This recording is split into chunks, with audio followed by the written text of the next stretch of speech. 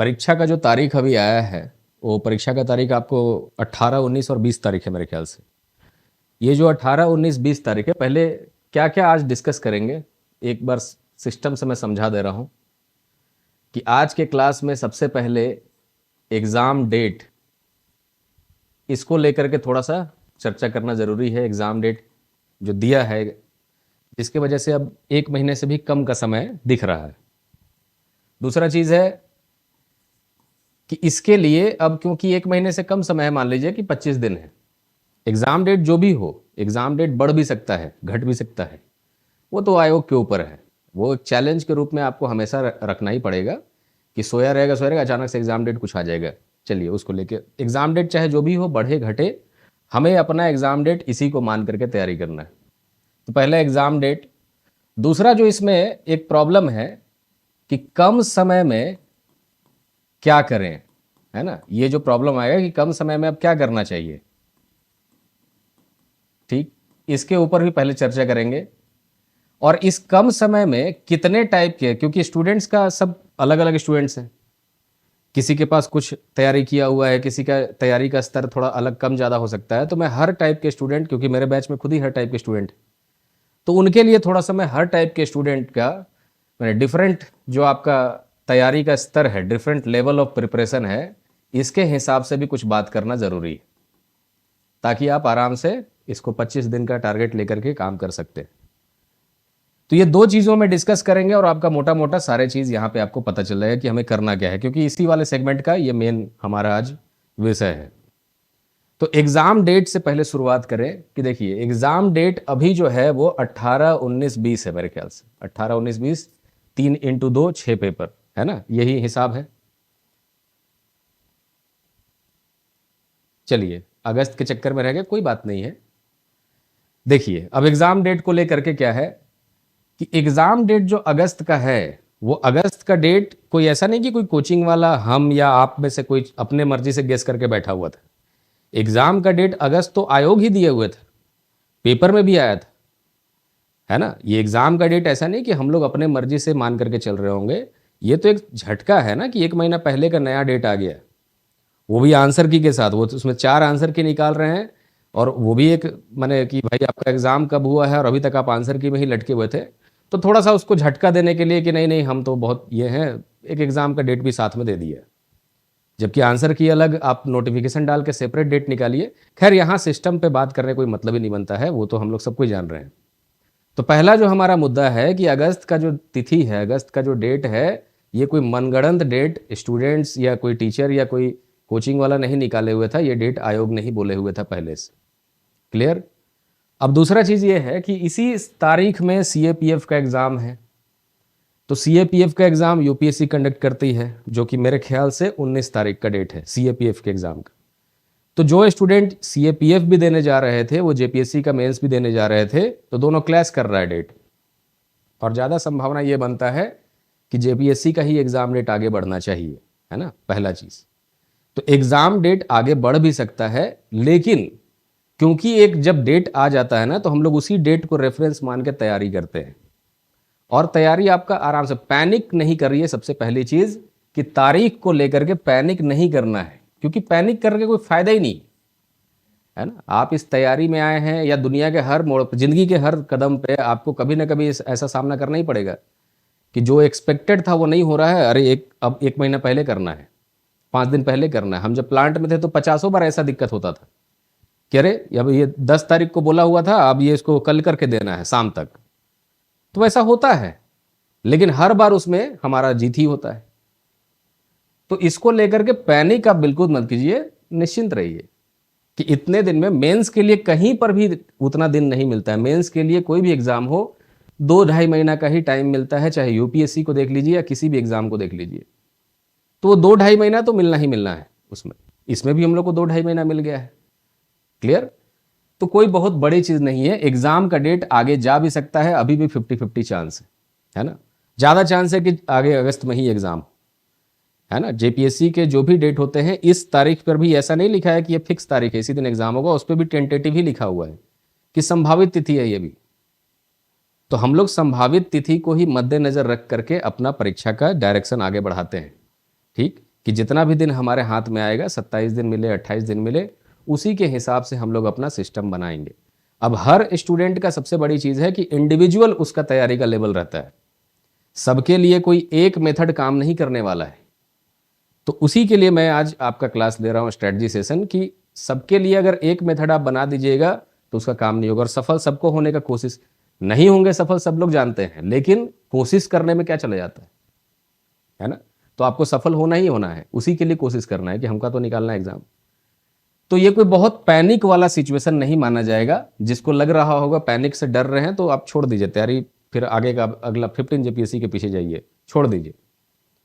और अगर हिम्मत बचा हुआ है कि नहीं नहीं इसमें भी हम दिमाग लगा के काम करने के लिए तैयार हैं, तो करिए आगे काम, कोई प्रॉब्लम नहीं। पहली चीज़। दूसरा ये है कि जैसे मनीष कल ही बता रहा था हमको कि एफआरओ में भी ऐसे ही किया था। एफआरओ में ऐसा नहीं किया था, एफआरओ में 5 बार मेंस का डेट आगे बढ़ाया था। और एफआरओ जो है वो 2026-25 का वैकेंसी था ही नहीं, वो तो पहले 2 साल पहले का वैकेंसी है। तो समझ लीजिए कि जब से वैकेंसी आई होगी नोटिफिकेशन, तब से वो एग्ज़ाम प्रक्रिया में है। तो एफआरओ में, एसीएफ में 4-5 बार डेट पहले भी बढ़ा चुका था मेंस का, है ना।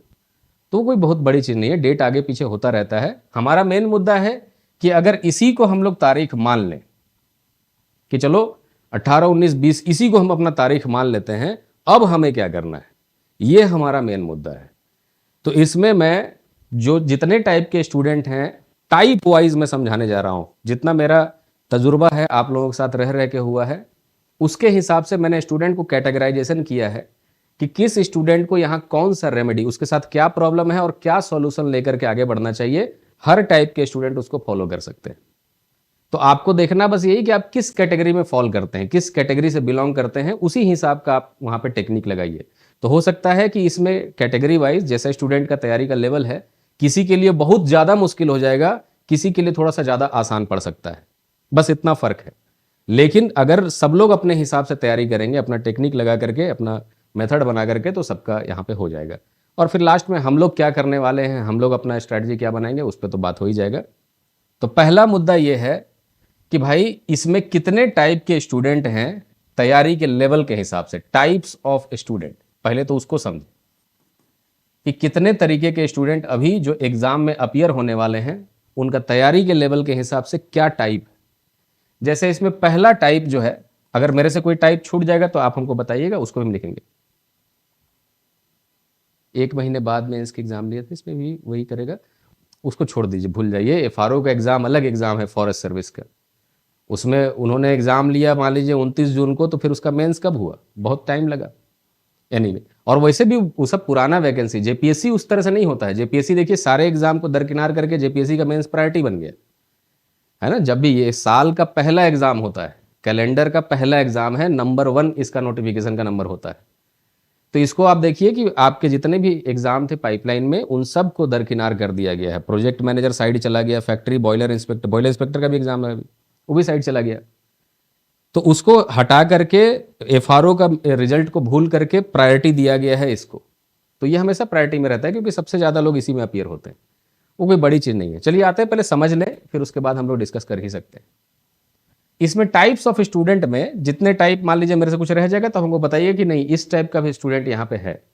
जैसे पहला टाइप है स्टूडेंट का, जिनके पास पहले का एक्सपीरियंस है, ओल्ड स्टूडेंट है। ये ओल्ड स्टूडेंट मतलब ये पिछले 2-3 साल से या कम से कम 11 to 13 जेपीएससी का एग्जाम इन्होंने दिया था, और 11 से 13 जेपीएससी के एग्जाम में ये मेंस के तक पहुंचे थे, मतलब मेंस में नहीं हुआ था या फिर इंटरव्यू में नहीं हुआ था।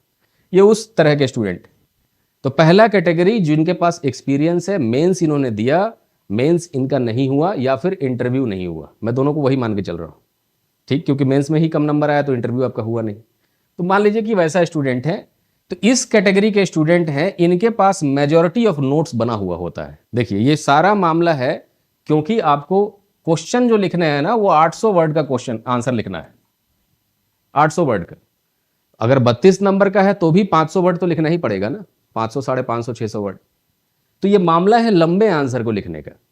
और लंबा आंसर तभी लिखा जा सकता है जब ये आंसर का कंटेंट पहले से आप एक बार लिख चुके हैं अपने हाथ से।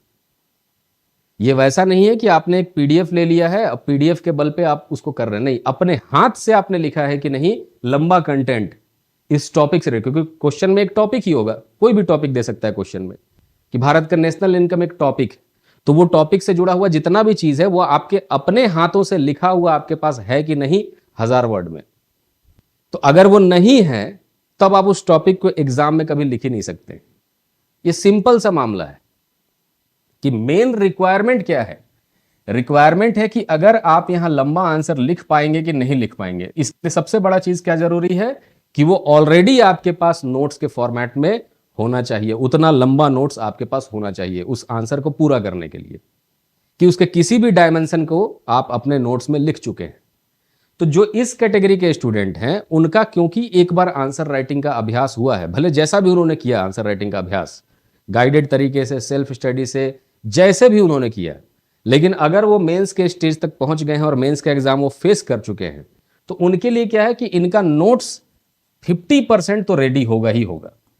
मतलब एग्जाम में जितने भी टॉपिक्स आएंगे, जितने भी टॉपिक्स 6 पेपर मिला करके, 6 पेपर में मान लीजिए कि लैंग्वेज का पेपर आप अपना पर्सनल रख लीजिए कि लैंग्वेज आप अपना हर कोई अलग अलग लेता है, और जो हिंदी इंग्लिश का है वो वाला पेपर आप साइड कर लीजिए, बाकी का मैं जीएस पेपर्स का बात कर रहा हूं, कि इनका 50% टॉपिक्स क्लियर होगा किसी भी कीमत पे, कि 50% टॉपिक्स के सारे डायमेंशन को इन्होंने अपने कॉपी में लिखा हुआ है।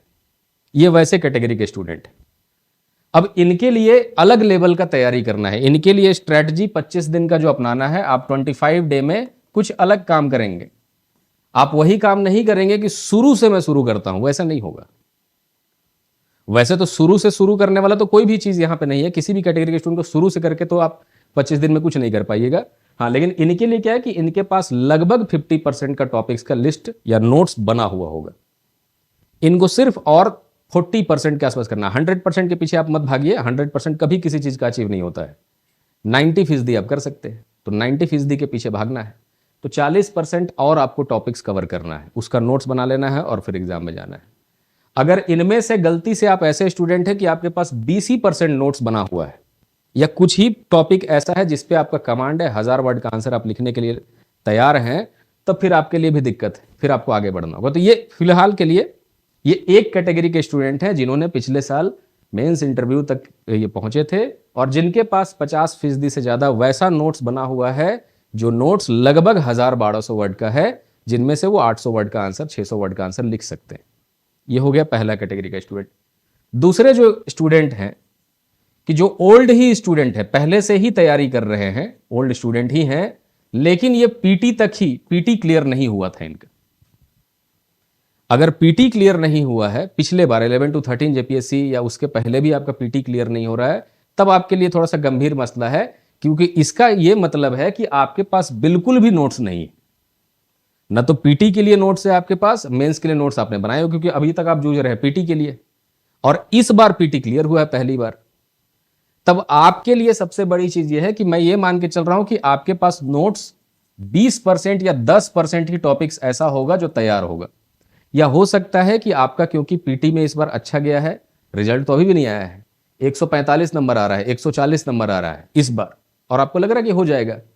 और अगर आपने उस समय से नोट्स बनाना तैयार नहीं किया है, जो नोट्स का रिक्वायरमेंट है यहाँ पे, टॉपिक वाइज नोट्स चाहिए सारे टॉपिक्स का, तो अगर आपके पास नोट्स नहीं है, 10% के आसपास नोट्स है, तब आपको 90% नोट्स के पीछे भागना होगा, 80% नोट्स बनाना पड़ेगा। एनीवे, ये दूसरे कैटेगरी के स्टूडेंट जिनके पास इस बार पहली बार पीटी हो रहा है, पुराने स्टूडेंट पहली बार पीटी, तो इनके पास संभावना दोनों है कि नोट्स या तो नहीं होगा या नोट्स कुछ होगा क्वेश्चन आंसर के फॉर्मेट में, या टॉपिक में उस लेंथ का नोट्स नहीं होगा। तो ये संभावना यहां बन रहा है।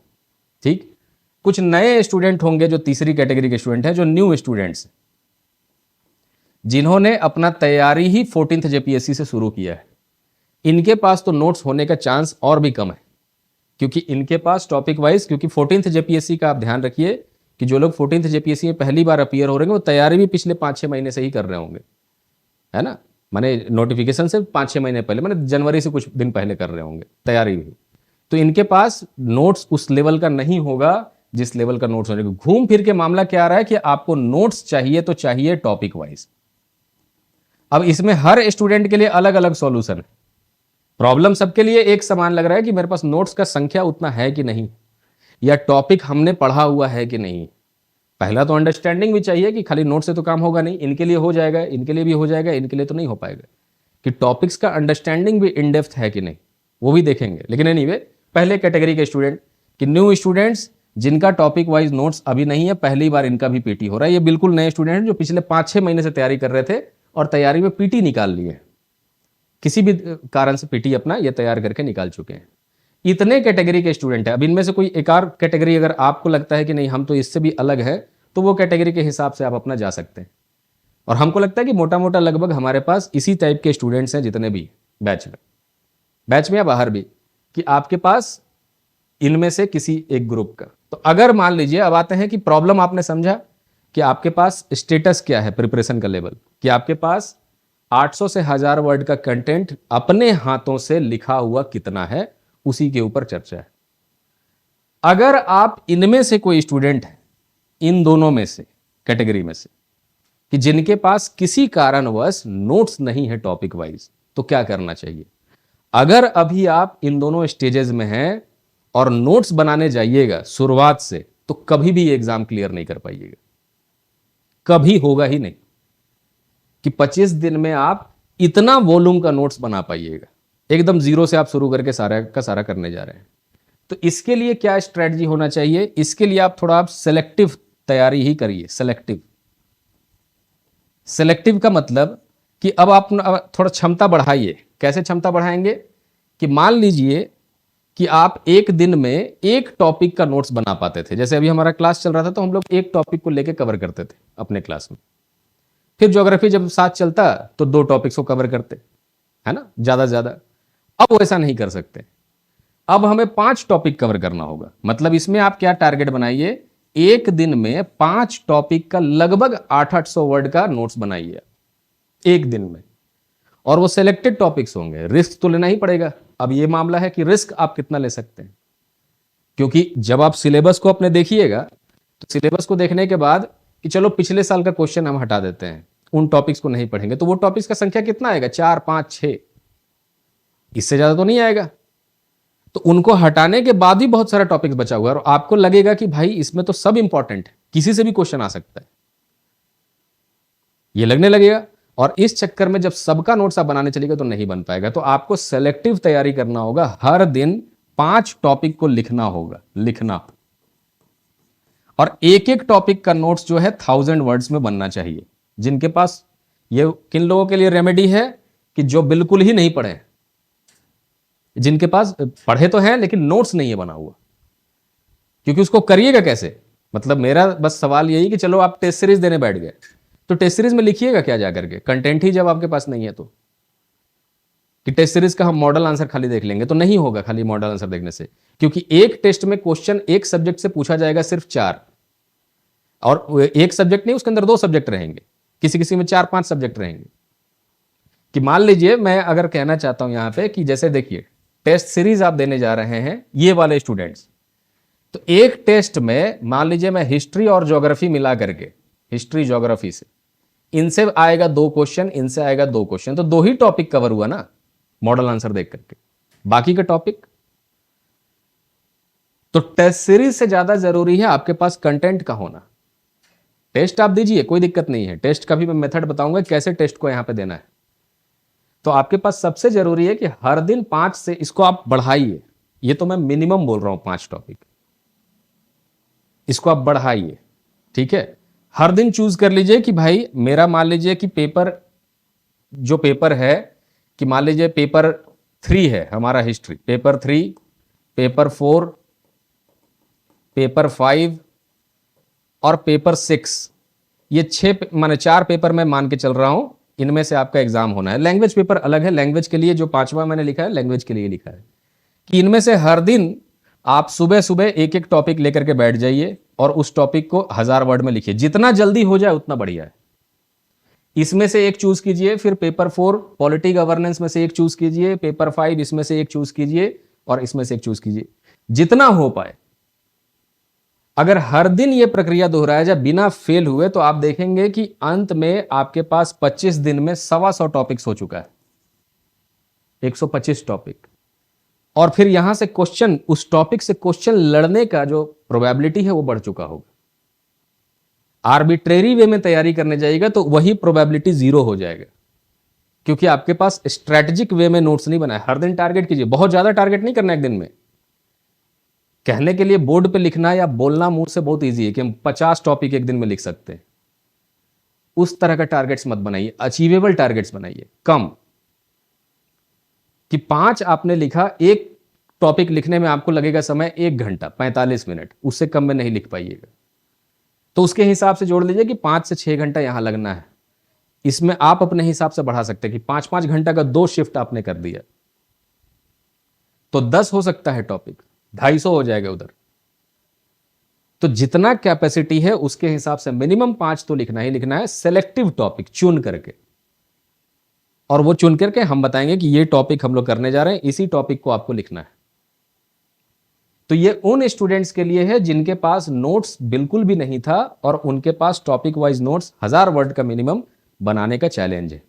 तो ये आप कैसे भी बनाइए, नेट से देख के बनाइए, किसी का पीडीएफ पढ़ के, किसी कोचिंग का कोई नोट्स है तो नोट्स तो वैसा कोई कोचिंग वाला बनाता नहीं है, मेंस मास्टर नोट्स वो हम लोग बनाए हुए हैं। तो जहां से भी आपको मिलता है उसको लेकर के आप पढ़िए, ठीक, या उसको लेकर के लिखिए। हम जितना नोट्स आपको दे चुके हैं पीडीएफ बना करके, उतना भी आप लिख जाइएगा, हर दिन लिख जाइए, हर दिन 10 टॉपिक लिख जाइए खाली। तो यानी अपने हाथों से लिखा हुआ कंटेंट बन चुका है ना, एग्जाम में आप लिख लीजिएगा, क्योंकि लिखते लिखते बहुत कुछ समझ में भी आएगा।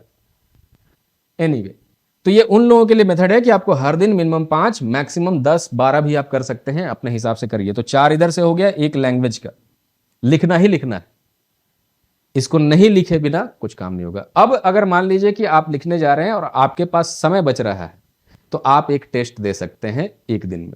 तो एक दिन में एक टेस्ट और ये लिखने का भी करना होगा। टेस्ट ऑल्टरनेट डे दे दीजिए, है ना, कि आज हमने टेस्ट दिया, अब परसों देंगे। क्लियर? तो टेस्ट के लिए ये सिस्टम है। टेस्ट जो हम लोगों का टेस्ट है वो कल से एक्टिव दिखाई देगा आपको वहां पे। उस टेस्ट को क्या करना है वो मैं क्लियर कट आपको समझाने जा रहा हूं, ठीक है, कि टेस्ट मेरा कैसे बना हुआ है। और वो लगभग हर ऑल्टरनेट डे पे टेस्ट रहेगा बना हुआ। आपको जब समय निकलता है उस समय आप उसको दीजिए। कोशिश कीजिए कि सो के उठ के मॉर्निंग में ही टेस्ट दे दें 7 बजे, कि 10-11 बजे तक टेस्ट देके हम फ्री हो गए हैं, अब हम लोग लिखेंगे। दिन भर लिखना ही है और दूसरा कोई काम ही नहीं करना है। सारा छुट्टियां कैंसिल, सारा कुछ आप ध्यान हटा दीजिए, कोई व्हाट्सएप पे नहीं जाना है, कुछ नहीं करना है। अब सिर्फ यही करना है, हर दिन लिखना है, जितना ज्यादा लिख पाए। जितने ज्यादा टॉपिक्स कवर होते जाएंगे उतना ज्यादा कॉन्फिडेंस बढ़ता चला जाएगा। ज्यादा टॉपिक्स थोड़ी होता है इसमें, 300 से भी कम टॉपिक्स है टोटल, वही कवर कर लिए तो हो गया। तो आपके लिए ये एक सॉल्यूशन है कि आप हर दिन अपना 5 टॉपिक्स लिखिए और उसका नोट्स बनाइए, और एक ऑल्टरनेट डे पे एक टेस्ट आप दे सकते हैं। जो लिखे हैं उसी का टेस्ट आप देके देख लीजिए, क्योंकि टेस्ट में क्वेश्चंस का संख्या लिमिटेड होता है ना। चलिए, अब ये हो गया इस तरह से। और जो नोट्स होगा, आपका जो भी नोट्स होगा, वो हमेशा नोट्स क्वेश्चन आंसर के फॉर्म में। सोचना है कि कितने टाइप का क्वेश्चन बन सकता है और वैसे ही नोट्स आपको बनाना है। इनका ये मामला है। जो दूसरे टाइप के स्टूडेंट हैं, जो पुराने स्टूडेंट हैं, जिनका ऑलरेडी इंटरव्यू तक गया हुए हैं या मेंस का एग्जाम दिया हुआ है और 50% से ज्यादा नोट्स है, तो आपके लिए चिंता का तो कोई बात ही नहीं। आपको और मात्र 30% कवर करना है। हर दिन अगर आप 3 टॉपिक भी लिखिएगा, माने मान लीजिए कि 2 टॉपिक 3 टॉपिक, इनके जैसा आप भी बढ़ा सकते हैं, क्योंकि आपके पास तो ऑलरेडी एक्सपीरियंस लिखे हुए हैं मेंस साहब, आपको लिखने में कोई दिक्कत ही नहीं होगा। तो आप और बढ़ा करके 5 इनके जैसा भी कर सकते हैं। तो आपका तो बचा हुआ ऐसे ही कवर हो गया टॉपिक, कि 100 टॉपिक अगर आपने लिख लिया तो आपका तो कवर हो गया। फिर 50% लिखने का मतलब कि ऑलरेडी आपके पास 150 से ऊपर टॉपिक्स का नोट्स बना हुआ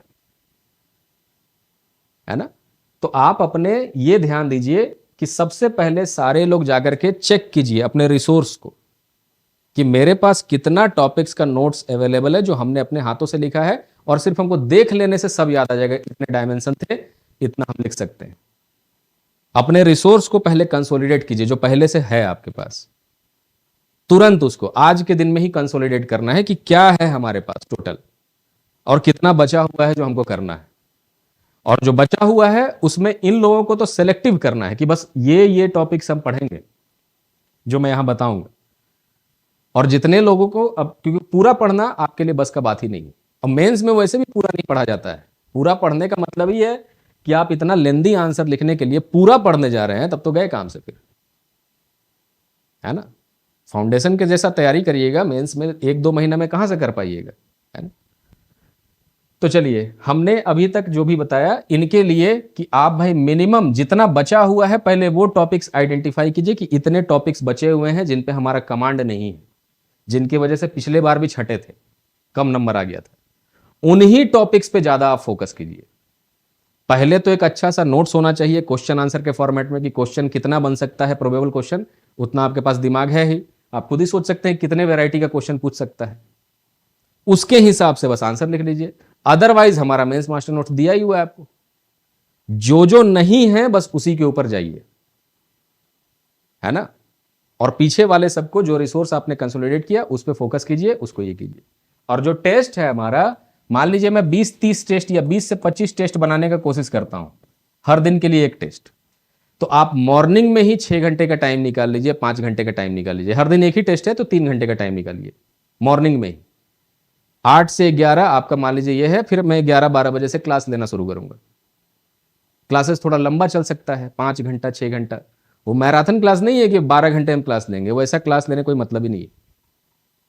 12 घंटे क्लास 2-2 गैप करके मैं लूंगा, क्योंकि हर दिन अब मैं क्या करूंगा, अब अपने ऊपर आते हैं, मैं हमारा क्या स्ट्रेटजी रहेगा उसके ऊपर। पहले आप आइडेंटिफाई कीजिए अपने आप को, अपना रिसोर्स को कंसोलिडेट कीजिए और एक टारगेट को चूज कीजिए, इनमें से जो भी टारगेट आपको अच्छा लगता है कि हर दिन हमें कितना टॉपिक लिखना है। तो 20 से 25 दिन में आप देखिए ना 125 टॉपिक, इनके अंदर से ही क्वेश्चन हो सकता है आ जाए, 125 के अंदर से ही सारा क्वेश्चन आ गया आपका, है ना। बहुत माने इसको ऐसा पैनिक कर जाएंगे कि अब तो कोई कुछ कर ही नहीं सकते हैं। तो वो पैनिक आप कब करिएगा, जब आपका दिमाग अस्थिर नहीं, कि आपको लग रहा है कि नहीं अब हम हिम्मत हार चुके हैं। हिम्मत हार चुके तो बाहर आप निकल जाइए, छोड़ दीजिए। और मैं वही कह रहा हूं कि हिम्मत बिल्कुल नहीं हारना है, पैनिक बिल्कुल नहीं करना है, क्योंकि आपका पूरा जिंदगी ऐसे ही कटने वाला है कि अरे एक्सपेक्टेड था ये, लेकिन कल ही हमको करना है। अब मान लीजिए एग्जाम 4 दिन बाद होता, तब क्या करते। अचानक बोल देता कि 4 दिन बाद हम एग्जाम लेंगे, लो परसों एडमिट कार्ड दे रहे हैं, तब क्या करते। स्ट्राइक करते या सोचते कि इसमें भी किया जा सकता है कि नहीं किया जा सकता है ना। और मेरा बस यही कहना है कि फिर भी सोचिए कि लास्ट मोमेंट तक, क्योंकि अगर परसों एग्जाम हो या 4 दिन बाद एग्जाम अनाउंस हो जाए अचानक से, तो प्रॉब्लम सबके लिए है ना, अकेले आपके लिए थोड़ी है। तो जब सबके लिए प्रॉब्लम है तो सब कट ऑफ नीचे जाएगा। यूपीएससी का पेपर टफ आ गया, एकदम दूसरी दुनिया से पेपर आ गया, तो सबके लिए आया ना, कि खाली एक आदमी के लिए आया है। तो जब सबके लिए एक ही पेपर जा रहा है तो उसमें कोई पैनिक करने की जरूरत नहीं कि चलो मेरा अकेले थोड़ी है भाई, सबको यही प्रॉब्लम झेलना है। तो पैनिक बिल्कुल नहीं करना है, आप एकदम कूल एंड काम रहिए। आपका तैयारी बिल्कुल ठीक जा रहा है, निश्चिंत होकर के अपने आप को आइडेंटिफाई करना, ये करना है। अब जो हम लोग जो स्ट्रेटजी अपना बनाए हुए थे पहले की स्ट्रेटजी, उसी को थोड़ा स्पीड अप कर लेंगे, हम लोगों का जो अपना था। यस, अब डाउट्स थोड़ा पूछ, आगे की स्ट्रेटजी बताइए प्लीज। चलिए कन्हाई, कोई दिक्कत नहीं है, आगे का ही बात करेंगे। और कोई अभी तक जो हम लोग डिस्कस किए हैं उसमें कुछ, मनीष तुम ही लोग हो इस बार जो रिजल्ट लाओगे, ठीक है ना। और जो ज्यादा डरा हुआ रहता है ना उसका रिजल्ट पहले आता है। हम ये भी देखे हैं कि जो बच्चे का एकदम कॉन्फिडेंस हिला हुआ रहता है ना, उसी का निकल जाता है। कितना बार ऐसा बैच में देखे हैं। वो डार्क हॉर्स है कि उसका परफॉर्मेंस भी उतना ठीक नहीं है, उसको खुद भी अपने ऊपर उतना ये नहीं है, वो डरा हुआ है एकदम, लेकिन अपना काम किए जा रहा है दबा करके, उसका पहले भी हो जाता है। और बहुत अच्छे अच्छे बच्चे जिनका एकदम जबरदस्त सॉलिड कंसोलिडेटेड तैयारी है, उनका भी एग्जाम नहीं होता है। और वो सब क्यों हुआ है, पैनिक की वजह से। डरा होना अलग चीज है कि हम एग्जाम से डरते हैं, बिल्कुल डरिए। आपका इम्तिहान होना है किसी दिन, ये तो जंग लड़ने जैसा है कि भाई सैनिक हैं हम, युद्ध के घड़ी में मेरा इम्तिहान है, तुम तो डरेंगे ही। एग्जाम हम देने जा रहे हैं, हम पढ़ के जा रहे हैं एग्जाम देने जा रहे हैं, तो डरेंगे ही, डरना तो है ही। लेकिन पैनिक नहीं होना है कि जाकर के वहां पैनिक हो गए, वो नहीं होना है। तो अब आते हैं कि अब हम लोग क्या अपना प्लान बनाए हुए हैं उसके लिए, कि जो पहले हमारा प्लान ये था कि पहले हम लोग टॉपिक वाइज करते जा रहे थे, टॉपिक वाइज। तो मेरा एक्सपेक्टेशन ये था कि जैसा वो बोला है अपना अगस्त के हिसाब से करेगा, तो मैं ज़्यादा टॉपिक्स उसमें कवर कर रहा था कि चलो हिस्ट्री है, लेंदी है बहुत, उसका सारा टॉपिक्स लगभग मैंने कवर किया, समझ लीजिए कि 90% कवर किया, 10% टॉपिक्स छोड़ दिया। अब वैसा नहीं, अब थोड़ा स्पीड अप करने के लिए और ज़्यादा सिलेक्टेड टॉपिक्स लेंगे कि यही क्वेश्चन आना चाहिए एग्जाम में। पहले हम लोग क्या कर रहे थे, ज़्यादा टॉपिक्स कवर कर रहे थे, ज़्यादा। अब ज़्यादा टॉपिक्स नहीं कवर करेंगे, अब कम कवर करेंगे, रिस्क लेंगे कि उनमें से यही आना है तो आना है। हाँ, दूसरी चीज़ ये है कि इसके जगह पे पहले से मेरा स्ट्रेटजी है कि नोट्स में सबका दूंगा। नोट्स जो है ना एवरी टॉपिक का मिलेगा, आइदर वो हम लिखवा देंगे या फिर आपको हम पीडीएफ के तौर पे, वो रहेगा मेंस मास्टर नोट्स ही, लिखवा रहे हैं वही नोट्स है वो, कि अगर हम उसको मान लीजिए आपको लिखवा करके दे रहे हैं, वो भी मेंस मास्टर नोट्स ही है, क्योंकि उसके ऊपर भी क्वेश्चन लिखा हुआ है। और अगर आपको हम नहीं लिखवा के दे रहे हैं पीडीएफ में, तो वो भी वही चीज है कि उसके ऊपर भी 4-5 क्वेश्चन लिखा हुआ है। क्लियर? तो नोट्स हमारा क्वेश्चन आंसर के फॉर्मेट में ही बनेगा, दूसरा कोई फॉर्मेट नहीं है मेंस के लिए। तो नोट्स जो है ये मैं हर टॉपिक का दूंगा, क्योंकि हमको उतना नहीं पता है कि हर स्टूडेंट क्या चूज किया है। जैसे एग्जाम के अंदर में जब एग्जाम चलेगा आपका, तो हो सकता है एक स्टूडेंट हिस्ट्री के अंदर वो जाना चाहता है कि नहीं हम एक क्वेश्चन एंशिएंट का और एक क्वेश्चन झारखंड का सॉल्व करेंगे, मान लीजिए वो ऐसा सोचा है। तो इतने सारे स्टूडेंट हैं, अब किसका क्या स्ट्रेटजी हमको कैसे पता चलेगा? कोई स्टूडेंट सोचा है कि हम मिडाइवल का बनाएंगे, कोई स्टूडेंट सोचा है कि नहीं हम मॉडर्न का आंसर करेंगे और एक मिडाइवल का करेंगे। इसलिए मैंने नोट सबका दे दिया है। इसका यह मतलब नहीं कि आप भी सबको पढ़िए। अगर आप पहले वाले कैटेगरी में हैं जिनका पहले से बहुत अच्छा तैयारी है सब कुछ के, तो आप सारा नोट्स पढ़ जाइए, उसको लेकर लिख लीजिए अपने पास। लेकिन जो स्टूडेंट एकदम जिनके पास नहीं है, वो सारे नोट्स के पीछे मत जाइए, हम तो देंगे ही आपको। हम तो आपको संडे के इवनिंग तक लगभग 80% नोट्स दे चुके होंगे, अभी हम बैठेंगे जाकर के, ठीक है ना। पहला मेरा टारगेट नोट्स ही होता है कि आपको मैं संडे इवनिंग तक कोशिश करूंगा पॉलिटी, पॉबैट और इकोनॉमी का पूरा नोट्स, मतलब 100% दे दूंगा आपको, मेंस मास्टर नोट्स, ठीक है ना। हम अपने साइड से कुछ नहीं करेंगे, अभी डे नाइट जागेंगे, दो रात 2 दिन पूरा लगातार। जब एक बार मेरे बैच में नोट्स पूरा अपलोड हो जाता है, फिर मेरा टेंशन खत्म हो जाता है। तो पहले हम सोचे थे कि अगले हफ्ते तक देंगे, बीच में रिजल्ट आ जाता तो अगले हफ्ते तक, लेकिन अब उसको हम संडे तक देने का पूरा कोशिश करेंगे बैठ करके।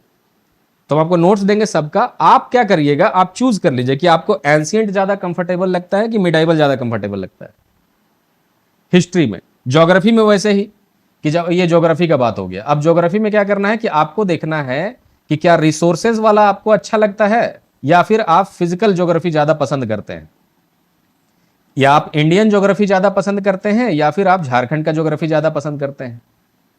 अब इनमें से चूज कर लीजिए कि इन्हीं दोनों का क्वेश्चन हमको बनाना है, बाकी को पढ़िए ही नहीं।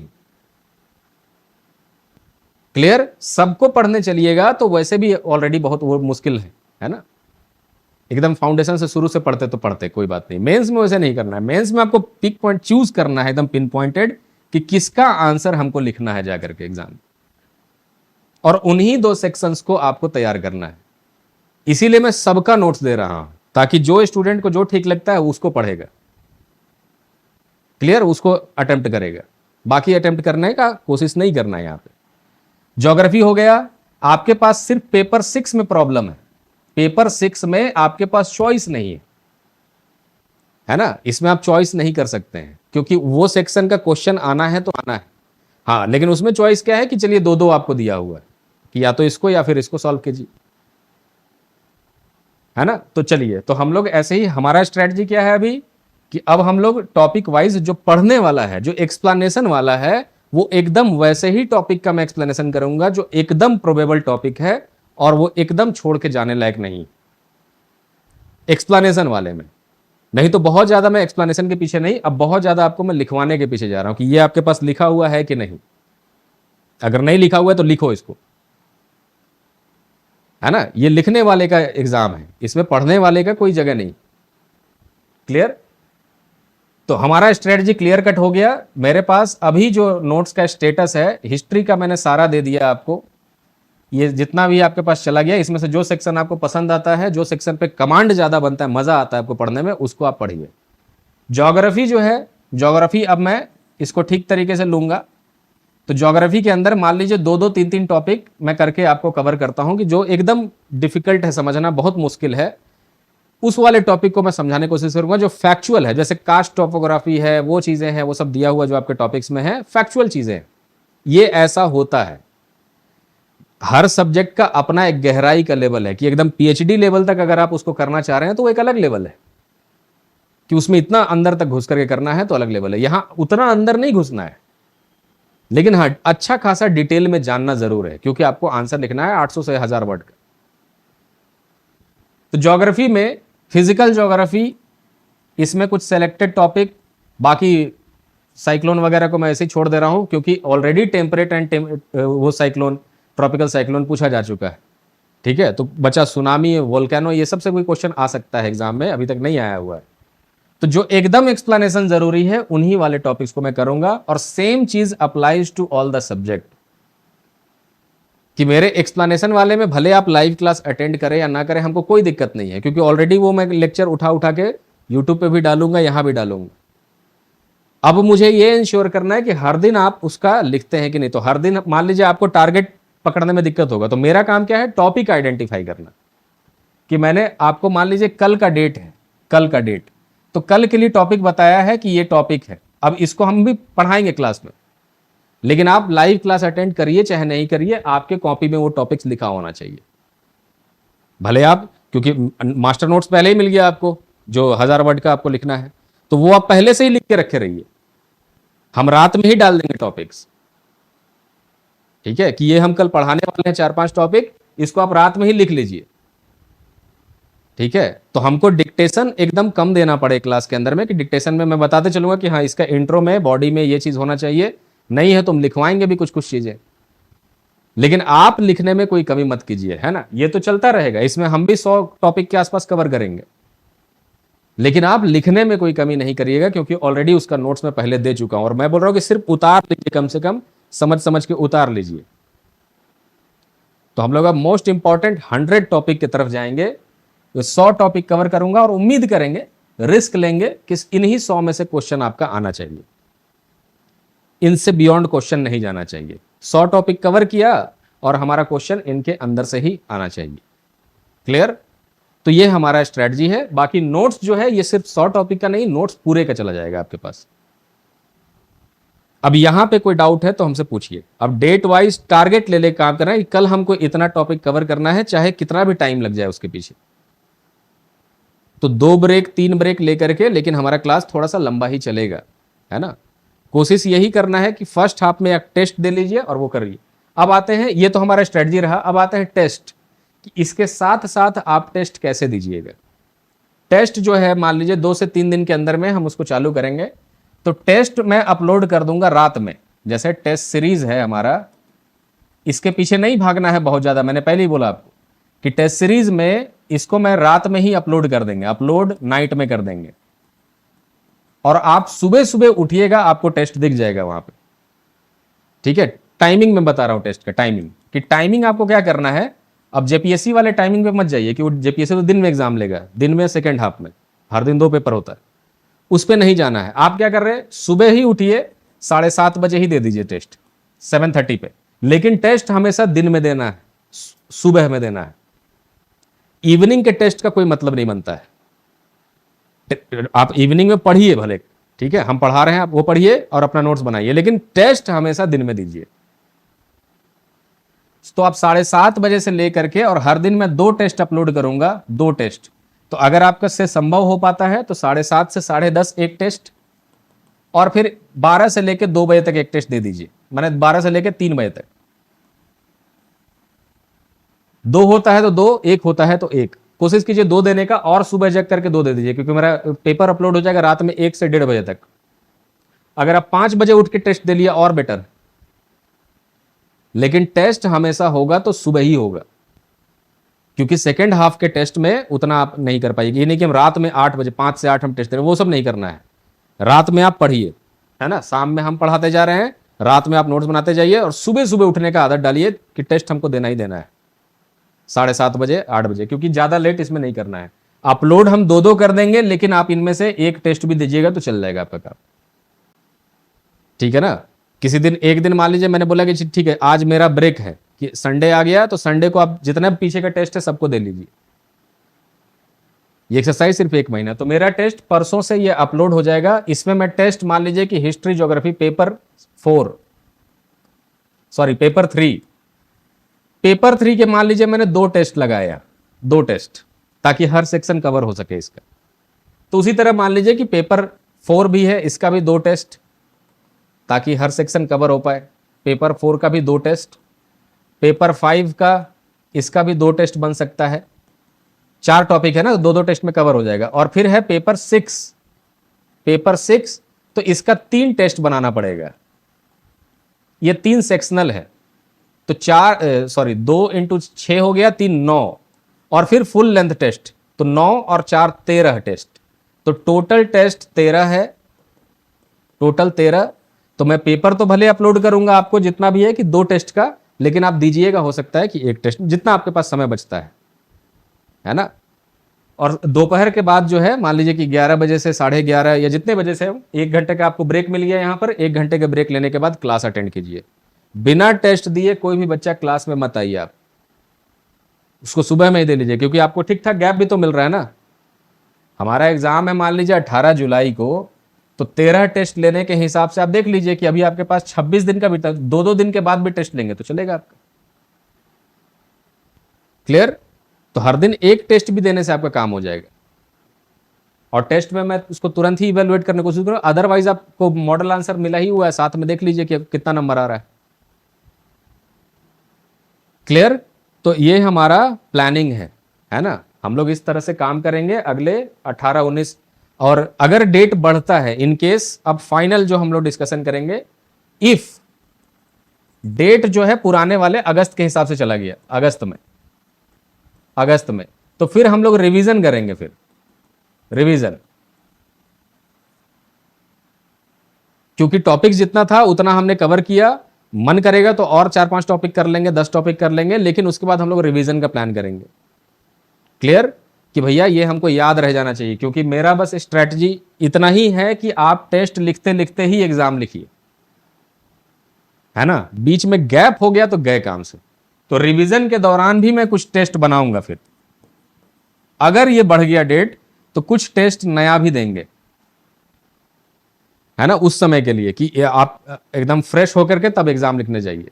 ठीक है, चलिए, अभी इनमें से कोई डाउट है तो आप बताइए कि स्ट्रैटेजी में हमें क्या करना है। अपने पहले वाले नोट्स को देखना है। कंक्लूड कर दे रहा हूं मैं फाइनली। कंक्लूजन हमने आज के क्लास में स्ट्रैटेजी में क्या बनाया कि पहले अपने पुराने वाले नोट्स को देखिए, अवेलेबल रिसोर्स को चेक कीजिए कि हमारे पास कितना रिसोर्स है। जो मेरे पास यहाँ पीडीएफ के फोल्डर में हम आपको पहले भी दिखा चुके हैं कि जितना नोट्स गया हुआ है उसको आप जा करके सीधे एक्सेस कीजिए यहीं से, है ना। इस वाले बैच में आप आइए, और जो यहाँ पे मैंने बताया आपको कंटेंट में पेपर 3 इसका 113 फाइल गया, तो सब 113 फाइल के पीछे नहीं लग जाइए। मान लीजिए ज्योग्राफी है, अब ज्योग्राफी में आइए मेंस मास्टर नोट्स में, उसमें मान लीजिए आपको जो अच्छा लगता है, जिसमें आपका कमांड बन रहा है, सिर्फ उसी को दीजिए। कि फिजिकल ज्योग्राफी में हम हर क्वेश्चन सॉल्व करते हैं, फिजिकल ज्योग्राफी पे फोकस कीजिए, इसको भूल जाइए। फिर जो भी सही लग रहा है, ठीक है ना। इसमें जो भी नोट्स है, मान लीजिए कि अब इस नोट्स को करना क्या है, तो इस नोट्स को सिंपली ले करके, ऐसा नहीं कि भूल जाना है, इसको लीजिए और पीडीएफ का प्रिंट बिल्कुल मत निकालिए। इसका प्रिंटेबल है, बाद में निकाल लीजिएगा प्रिंट, हम निकाल के दे देंगे प्रिंट, ठीक है ना। वैसे भी ये बुक के फॉर्म में कंपाइल होगा तो आपको बुक ही मिल जाएगा डायरेक्ट। तो सीधे आप आइए और इसको लिखना शुरू कर दीजिए, है ना। डाउनलोड भी मत कीजिए, यहीं से अपना मेन्यू देख करके लिखने का कोशिश कीजिए कि ये वाला चीज़। क्वेश्चन यहाँ पे क्या है कि explain Alfred Wagner's continental drift theory, why was it initially rejected, इसको क्यों शुरू में रिजेक्ट कर दिया गया था। डिस्कस द मेजर, क्योंकि वो बता नहीं पा रहा था, इसको रिजेक्ट इसलिए किया गया क्योंकि वो फोर्सेस के बारे में ठीक से नहीं बता पाया था, किस फोर्स से उसका मूवमेंट होता है। Discuss the major evidences given by Wagner, तो कॉन्टिनेंटल ड्रिफ्ट से जितना भी क्वेश्चन आ सकता है आंसर यहीं छुपा हुआ है। तो इसको अपना बताइए, अपने हिसाब से लिखिए, अपना डायग्राम्स बनाइए और अपने हिसाब से लिख लीजिए कॉपी में। ये भी 700-800 वर्ड, 1000 वर्ड का हो जाएगा। तो ऐसे करके आपको अपना कंटेंट रिच करते जाना है हर टॉपिक का, जिसको आपने टारगेट किया हुआ है। तो जब हर टॉपिक का आपके पास आ गया तो धीरे धीरे कॉन्फिडेंस आपका बढ़ता चला जाएगा। और अगर आपने इसको प्रिंट निकाल निकाल के खाली देखने के लिए खाली इसको पढ़ रहे हैं बैठ करके, तो कुछ नहीं होने वाला है। मेंस में लिखने वाले का होता है, पढ़ने वाले का। तो इसको बिल्कुल प्रिंट मत निकालिए, है प्रिंटेबल लेकिन मत निकालिए। इसको आप यहीं से देख करके लिख लीजिए।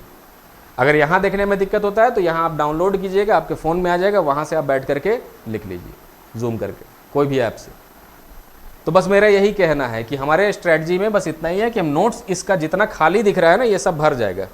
मैंने पीछे का जितना हमारा खाली है अभी मेंस मास्टर नोट्स में, ये सारा मैं भर दूंगा। Natural resources of India, geography of India. तो नेचुरल रिसोर्सेज में मान लीजिए आयरन आ चुका है, आयरन एंड स्टील आ चुका है, शुगर इंडस्ट्री आ चुका है, तो उसको छोड़ देंगे, बाकी वाले पे फोकस करेंगे। अगर आपको इसका आंसर लिखना है तो, अगर नहीं आंसर लिखना तो कोई बात नहीं है, फिर इसको लिखेंगे, है ना। तो वैसे वैसे करके हमें करना है, एकदम अचीवेबल टास्क, कोई घबराने का इसमें जरूरत नहीं।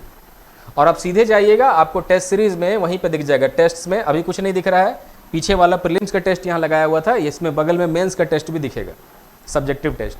तो उस मेंस के टेस्ट पे क्लिक करके आप सारा टेस्ट डाउनलोड करके दे सकते हैं मॉर्निंग में ही, उसी में अपलोड कर सकते हैं, या फटाक से हमको भेज दीजिए व्हाट्सएप पे, हाथों हाथ में देख लूँगा। जिन लोगों का आंसर राइटिंग पहले से अच्छा है उनको मैं पहले फीडबैक दे चुका हूँ, जो FRO वाले स्टूडेंट हैं, कि उनका आंसर राइटिंग हमको पहले से पता है कि वो ठीक लिख रहे हैं। मैं ज़्यादा उस पर ध्यान नहीं देता हूँ, हमको पता है कि इसका हो चुका है, एग्जाम में हो जाएगा, तो उतना अकबकाइए नहीं, टेस्ट दीजिए, हमको भेजिए, हम देख के समझ जाएंगे कि भाई आपका कितना नंबर आने वाला है। ठीक है, आप जान सकते हैं कि जो जिनका जिनका खराब जा रहा था उनको बार बार मैं फ़ोन करके परेशान किए हुए था कि तुम ऐसे बार बार हर टेस्ट में क्यों लिख रहे हो। उनका फ़ोन पे ही डिस्कशन में कर रहा था बहुत ज़्यादा, कैसे नहीं लिखना है, वैसे लिखना है, इसके जगह पे वो लिखो वो लिखो। तो अगर आपका खराब लिखा हुआ रहेगा ना, तो हम परेशान कर देंगे आपको कि तुमको ऐसे लिखना है इस जगह पे, और मेरा फ़ोन नहीं आ रहा है आपको, इसका मतलब आप सही जा रहे हैं, है ना, उसका चिंता नहीं है। तो आप उस तरह से ही लिखेंगे। बाद बाकी आंसर लिखना कैसे, ही हम पहले बता चुके हैं, आपको लिखवा चुके हैं इतना दिन में बहुत आंसर्स, तो वही चीज़ें रिपीट करते चले जाएंगे। तो अब टारगेट बेस्ड काम करेंगे। टारगेट कल से ही हम रात भर में आज जा कर के 1-2 टेस्ट, शुरुआत के 4-5 टेस्ट और कुछ नोट्स जो बच रहा है उस नोट्स पे लगेंगे, ये फिल हो जाएगा आपका कल तक। संडे को आपको पॉलिटी पबैड का बना हुआ नोट्स दिखाई देगा, ठीक है ना। हमको बस टाइम दे दीजिए एक रात भर का, आज रात भर और कल दिन भर। क्लियर? तो बस उसका चिंता नहीं करना है। हर एक पेपर से 2-2 टॉपिक, हाँ वही करने जा रहे हैं। इंपॉर्टेंट टॉपिक का डेली टारगेट दे दीजिए, हाँ वही तो करने जा रहे हैं। और मॉडल आंसर भी देंगे। यस मनीष, वही तो करने ही जा रहे हैं, वही हमारा प्लान ही है ना। अब इसमें बिल्कुल भी टेंशन नहीं लेना है और देर नहीं करना है। सबसे बड़ी चीज़ कि कोई टेंशन नहीं लेना है। पैनिक करने वाले आदमी का इस एग्ज़ाम में नहीं होने वाला है, वो यानी कि आपका घबराने वाले व्यक्ति हैं। डरना और घबराने में बहुत फर्क है। घबरा जाने वाला व्यक्ति नहीं कर पाएगा कि अब तो हम कुछ कर ही नहीं सकते। वैसा नहीं है भाई, 10 दिन का टाइम बचे तब भी लग के कर सकते हो, लेकिन प्लानिंग, बिना प्लानिंग के आगे नहीं बढ़ना है। हमारा प्लानिंग कंक्लूड करके मैंने आपको बता दिया। अवेलेबल रिसोर्स पता कीजिए कितना है, जो नहीं है रिसोर्स तो मेंस मास्टर नोट्स आपके पास हाथ से लिखा हुआ है कि नहीं वो देखना है। Mains master notes should be handwritten. अगर पहले से लिखा हुआ है तो कितना लिखा हुआ है, और नहीं लिखा हुआ है तो इसको जल्द से जल्द अपना खत्म करना है। जो जो टॉपिक आपको आता है वही, सिर्फ जिसका क्वेश्चन सॉल्व करना है उसका ही सॉल्व करने वाला टॉपिक जो आपने चूज किया है। टॉपिक बोल रहा हूँ बार बार, सॉल्व करने वाला सेक्शन, कि section A group A solve करेंगे, ग्रुप बी सॉल्व करेंगे, ग्रुप सी सॉल्व, किसको सॉल्व करेंगे उसी का आप बनाइए। बाकी सारे ग्रुप्स जिसका नहीं करना है वो छोड़ देना है पूरा। क्लियर? चलिए, और कोई डाउट है तो बताइए इसमें।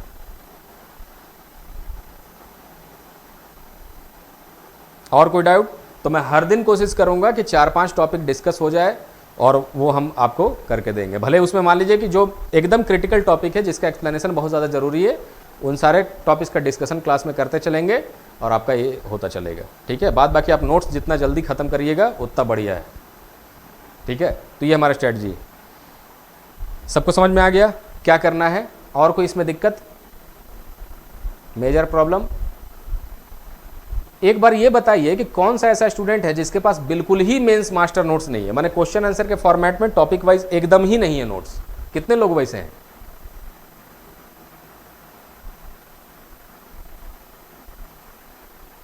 कन्हाई, तुम्हारे पास है नोट्स पूरा बना हुआ? पूरा नहीं, मतलब तुम्हारे पास ऐसा तो नहीं कि एकदम ही नहीं बना हुआ है? एकदम ही नहीं बना हुआ है तो एकदम लग जाओ उसके पीछे, ठीक है, तुरंत उसको बनाओ। फाउंडेशन में तो जाएगा ही नोट्स, वो तो खाली इंपोर्ट करना है ना, पहले यहां तो अपलोड करने दो, तुम तो फाउंडेशन में ना, क्या टेंशन है तुमको?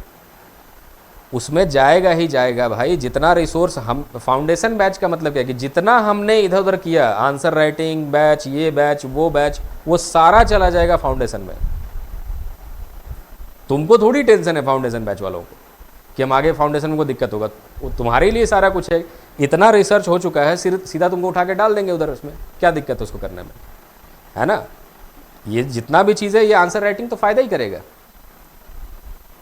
मनीष के पास पब एड का नोट्स नहीं है तो पब एड पहले बनाएंगे, ठीक है, इसमें कोई प्रायोरिटी नहीं है, तो हम फटाक से कर देंगे, ठीक है ना? पब एड तो और इजी है उसका नोट्स। तो हम अभी जो है, माने यहां से भी निकलते ही हम सबसे पहले जो नोट्स अभी अपलोड करेंगे ना, वो पॉलिटी पब एड का ही करेंगे, पॉलिटी और पब एड का नोट्स, ये दोनों नोट्स अपलोड करेंगे। पॉलिटी का तो बहुत लोगों के पास नोट्स होगा, क्योंकि पॉलिटी एक ऐसा सब्जेक्ट है जिसका नोट्स बहुत बनाता है बच्चा, है ना, या इसका नोट्स होता ही होता है। तो पॉलिटी पब एड इन दोनों का नोट्स मैं फाइनली ये करूंगा। इनके साथ ही और भी कुछ कुछ नोट्स मैं डालूंगा, जो आपका हो गया, जैसे पेपर हो गया, मान लीजिए कि लाइफ साइंस का, लाइफ साइंस यहाँ पढ़ाएंगे भी, इसमें कुछ लाइफ साइंसेस जो कि मोस्ट प्रोबेबल है। डीएनए वो सब पूछ चुका है, लेकिन डीएनए ऐसा टॉपिक है जो बार बार रिपीट होगा, है ना? वैसे माइक्रोबायोलॉजी मैंने एसीएफ में पढ़ाया हुआ है, लेकिन यहाँ का माइक्रोबायोलॉजी, ये माइक्रोबायोलॉजी नहीं है, थोड़ा सा चेंज है इसके अंदर में। तो डीएनए टेक्नोलॉजी वगैरह का मेरे पास वहाँ भी अच्छा वीडियोज़ है, उस वीडियोज़ को भी हम डाल देंगे और कुछ नया भी क्लास में बताएंगे, है ना? जो हमारे पास जो रिसोर्स है अवेलेबल, वो तो हम सब यूज़ करेंगे आपके लिए, कहाँ क्या सही है जो आपको कम टाइम में फ़ायदा पहुँचा सकता है। तो लाइफ साइंसेज हो गया, एनवायरनमेंट का नोट्स सब इंपोर्ट करके देंगे, क्योंकि उसका तो बहुत नोट्स बना हुआ है पहले से, है ना? 6 स्टेट का मैंने ऑप्शनल लिया हुआ है इसमें, तो बहुत नोट्स है हमारे पास हर वेराइटी का, एनवायरमेंटल केमिस्ट्री छोड़ करके, लेकिन आपको आएगा ही नहीं है। तो ये हो गया, ये हम पॉलिटी पब एड पहले करके देंगे आपको नोट्स, फिर लाइफ साइंसेज का नोट्स है, उसके बाद जितना बचा रहेगा उसको हम लोग देखेंगे, ठीक है ना? ज्योग्राफी तो ऐसे ही लगभग क्लियर है, और कुछ नेचुरल रिसोर्सेज और सेक्शन डी का नोट्स बनाना है, ग्रुप डी का। और बचा इकोनॉमी में सस्टेनेबल डेवलपमेंट, ये सब मैं खुद ही पढ़ाऊंगा आपको पूरा, क्लियर? तो इसमें अब कुछ दिक्कत है तो बताइए, है ना? यही स्ट्रैटेजी हमारा है और हम लोग इसी के ऊपर काम करने वाले हैं। पहले सबसे पहला टारगेट अवेलेबल रिसोर्स, उसमें नहीं है वो नोट्स खोज के वहाँ पे डालना है, बनाइए उसको, बंडल बनाइए मेंस का, 4 कॉपी अपना चारों जीएस पेपर के लिए, कि हाँ पॉलिटी में सब आ गया मेरे पास, पब एड में सब आ गया, हिस्ट्री में सब आ गया, ज्योग्राफी में सब आ गया, जो आपको चाहिए वो सब आ गया, चारों कॉपी रेडी हो गया, आपका रिजल्ट आना ही आना है ना? आप तजुर्बेकार स्टूडेंट से पूछिएगा जिनका नहीं हुआ है, जिनका कम नंबर आया है, उनके पास यही चीज़ें नहीं थी, उनके पास हर टॉपिक का 800,000 वर्ड का नोट्स उन्होंने ध्यान नहीं दिया। जो मास्टर लिखवाता है ना क्लास में, वही नोट्स रखते थे। अब हमको मॉडर्न हिस्ट्री पढ़ाना है, हमको वो पढ़ाना है, तो लंबा लिखवाते चलेंगे ना भाई, इतना मोटा बन जाएगा आपके पास, वो नोट्स नहीं है। वो तो एक आपका जो अंडरस्टैंडिंग के लिए पूरा स्टोरी वाइज था, वही नोट्स था। हमारे पास टॉपिक वाइज है कि नहीं, जो टॉपिक से क्वेश्चन बनता है एग्जाम में, ये देखना है। तो बस हम लोग यही करने वाले हैं, क्लियर? चलिए, जो लिखेंगे टॉपिक आइडेंटिफाई करके, वो यहीं पे हम भेज देंगे, इसी में डालेंगे, डेली टारगेट्स करके यहीं पे हम फोल्डर बनाएंगे, जो अभी हम लोग देख रहे थे, है ना? इसमें आपका यहीं पे फोल्डर बना रहेगा डेली वाला में, और डेली वाले का टारगेट्स की जरूरत नहीं है, जो टॉपिक्स वहाँ पे हमको दिख रहा है ना, उसी को हम दे देंगे आपको। कि जैसे ज्योग्राफी में हमको इतना दिख रहा है, तो ज्योग्राफी का हम आज के दिन में पूरा टारगेट बना देंगे, इसको हम लोग जितना जल्दी कर सके, कि हम लोग ये सेक्शन ही सिर्फ करने जा रहे हैं, वो हमको टाइम तो दीजिए, उसको हम बना करके दे रहे हैं आपको। मेरे जितने भी फोल्डर होते हैं उसमें सब चीज़ बहुत व्यवस्थित तरीके से लिखा हुआ है, ठीक है? कि ये है जेपीएससी का है तो वहाँ खाली जेपीएससी का लिखा हुआ है व्यवस्थित करके, यूपीएससी वाला है तो यूपीएससी के ही स्टाइल में वहाँ पे लिखा है सब कुछ, है ना? उसमें किसी भी चीज़ का कोई दिक्कत नहीं है, ये हम आपको बता देंगे कि ये चीज़ कैसे होगा, ठीक है ना। पहले हमको नोट्स बना लेने दीजिए 2 दिन में। क्लियर? चलिए, और कोई डाउट नहीं है तो फिर हम लोग चलते हैं, क्योंकि अब हमको बहुत काम है।